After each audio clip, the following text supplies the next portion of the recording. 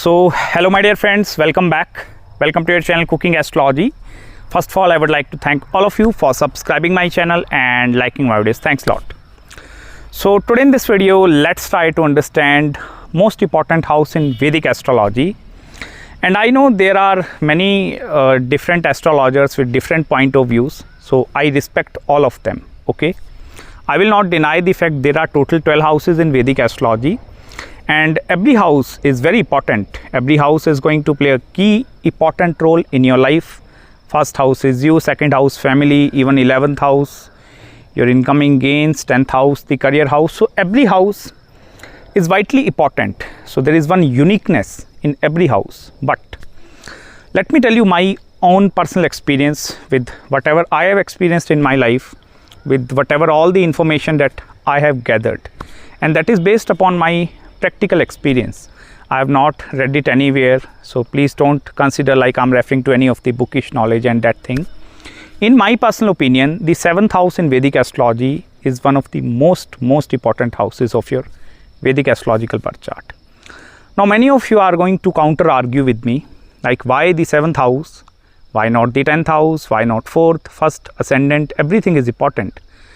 But in the 21st century, I will tell you one thing. If you get a good partner in your life, okay, if you are a male or a female, directly pay attention towards the 7th house and the 7th house lord. So if your 7th house lord is forming some kind of a Raj Yoga in your chart, or the 7th house lord is actually posited in a very well dignified kind of a position without any affliction, I will tell you, you are going to get a very good partner.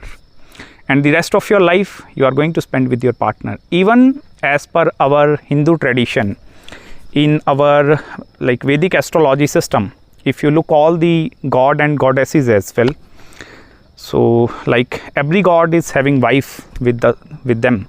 So no one is having their mother, their family, but wife is most important. And for the like all the females who are watching this video, husband is most important. Even if you look Lord Shiva and Parvati, Vishnu and Lakshmi ji, Brahma and Saraswati. So every goddess, every god, some form of energy is interconnected with other form. Here I mean to say the masculine side is deeply associated with the feminine side. And if you are not married yet and you are watching this video, you are going to experience this femininity touch as soon as you are getting married. Or if you are a female out there watching this video, if you are getting married, then first of all, congratulations. And if you are with your partner, you are going to experience that masculine touch. I understand money is important. I truly understand. Career is vitally important in the 21st century. You need to look for your kids in order for you to feed your family. Everything is vitally important. But without the key factor, because that key factor only lies in the 7th house. This is not only the house of marriage or partner. This is the house of in other people. In general, this is the house of business as well.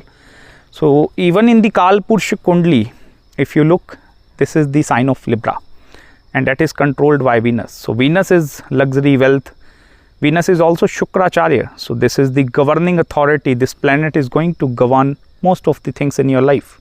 Only Venus is having the Sanjeevani Vidya, all the money, wealth, everything like prosperity. Because in order for you to feed your family, your kids, your wife, your husband, you need to have some kind of a monetary gains in your life. So even if the significator of 7th house is very well dignified in your chart, I'm talking about Venus here. Still I will tell you, there is some power present over there. But irrespective of Venus, because this is the Karka along with Jupiter, if the 7th house lord is well dignified in your chart, I will tell you there are going to be blessings from the heaven or blessings from the sky that is present in your life. Even in my personal experience, so I'm receiving astrological consultations on day-to-day basis. And most of the individuals, they are like 80% of the population is worried about the 7th house. Most of the individuals, even if you go to other YouTube channels that are related to Vedic astrology, everyone is finding one video after other. They are clicking on the marriage topic. Because this is also the house of sufferings. You need to understand 7th house is a Marka, death inflicting house. This is also the Kendra houses. There are total 12 houses. So you need to understand the foundation of your life is governed by 1st, 4th, 7th and the 10th house. And I will tell you, first house is you, that is your ascendant. Even suppose if ascendant is weak, I totally understand that thing. Suppose your 4th house is also weak, that is your home, homeland, mother. Suppose you have not received that kind of a nourishment even from your family. I'm talking in general, okay? So suppose you have not received that kind of a support system from your father, from your mother, from even your all the family members. So there is no peaceful environment in the home. Suppose that house is also afflicted. Then comes the 7th house. Because 7th house in Hindi we call it as Abhin Ang. Abhin Ang mean, have you seen the Ardhanareshwar Roop of Lord Shiva?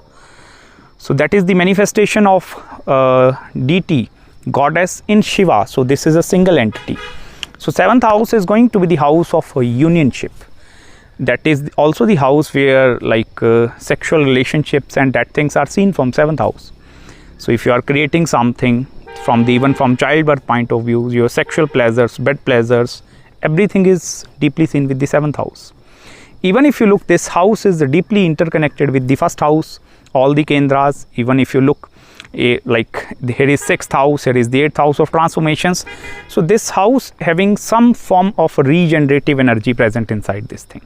Even suppose your career is not good, you are not earning a good amount of money, okay, and you are suffering in your career. Still, if the 7th house is good, if support is present in your chart from the 7th house, you are going to rise high in your life.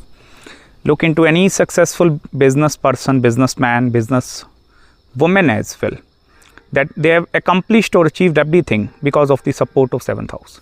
Now, I'm not denying the fact, like if suppose you have think like, okay, I will not get married. There are many other ways as well in order for you to do accomplishment.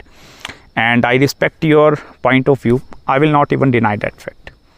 I truly understand some of the individuals, they are not looking marriage from like that point of view. Some are looking it from spiritual angle.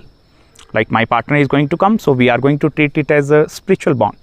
Some are more looking in a childish point of view. Some are looking from a love, romantic point of view. Some look 7th house from like business point of view, like we husband, wife, we are going to live like partners and these kind of things. It totally depends upon your perception. I'm not denying that fact. There are other ways to attain moksha, salvation, everything. But I will tell you, even if all the accomplishments are over there, you have earned a very good money, very good living over there, but without support of family, or suppose you don't have any person to share all your accomplishment with. Suppose you have accomplished something very big in your life and there is no one present over there. So then whom you are going to share that accomplishment? No one is there. You will not be able to share that accomplishment with your parents as well, because they are not going to live longer than you. They are also going to die. There are some exceptional cases I'm talking about. So there is going to be some partner. And that is why 7th house is reunion. This is a coupling effect. Or I can explain in simple words, don't consider 7th house as a different house. This is just a manifestation of ascendant into you. So just think, 1st house is you, your physical self. 7th house is also the internal manifestation of the other person into your life. So don't consider husband and wife as a different thing. Treat them as a single entity, reunion. I told you, look into the Ardhanareshwar Roop of Lord Shiva. That is a true representation of what I'm talking about here. That is coupling effect, or you can call it as manifestation of feminine energy into the masculine energy. Because the kind of pull is very important. I understand 11th house, your hopes, wishes, desires, incoming gains are important. Even 10th house, your career, because as per my father, I discussed with him. He told me, beta, every house is very important. I believe 10th house is most important. I respect his point of view. I'm having 1 to 2 astrologer friends of mine as well. They are practicing astrology. So they are having their different point of views. But in my personal opinion, in my all the experience that I have gathered till now, I personally think this is the most important house. There are other houses, they are also going to play a very important role. Suppose 11th house, desires are not present in your chart. These are not there. It may be present in your partner chart. Then you are going to, based upon her desires or his desires, you will work hard towards achieving that thing.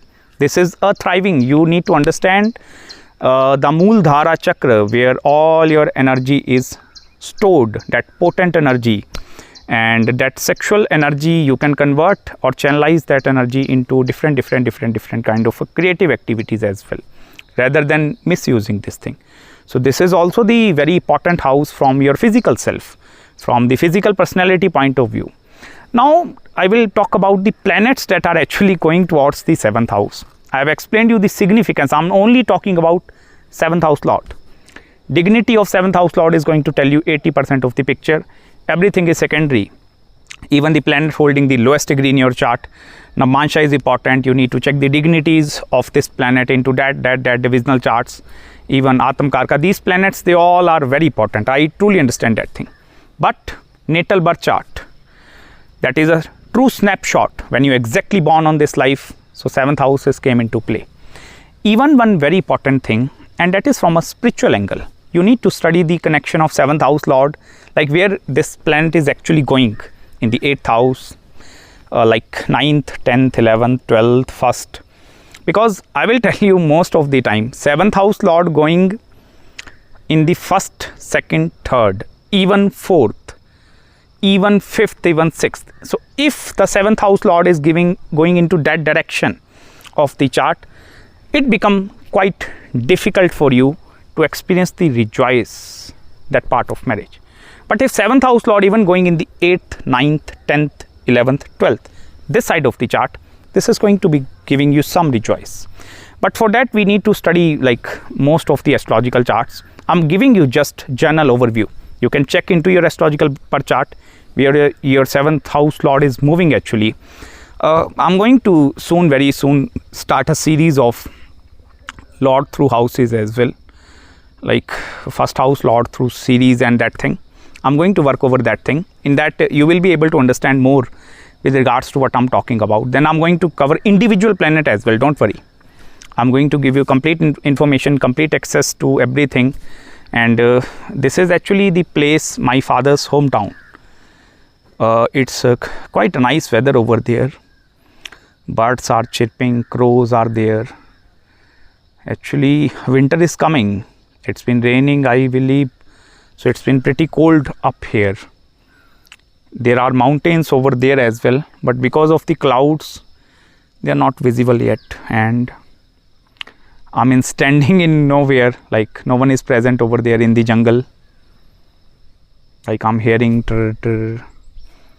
So this is the silence. This is the beauty of nature. Listen to these things. Okay, so I hope you have actually found some insights in this particular video. And once again, thank you so much for providing me with this opportunity to serve you well. Thank you for the YouTube platform for helping me making these videos. If you have any queries, any consultations, please contact me at my email ID. And I will try my best to respond you back as soon as possible. So till then, please subscribe my channel below and make sure to hit the like button. And also please share my YouTube channel with your friends and family members who are in love with Vedic Astrology. You can also follow me on Instagram as well. And I'm going to meet you very soon in the next video. Lakshmi Narayana Namah. Bye bye and take care.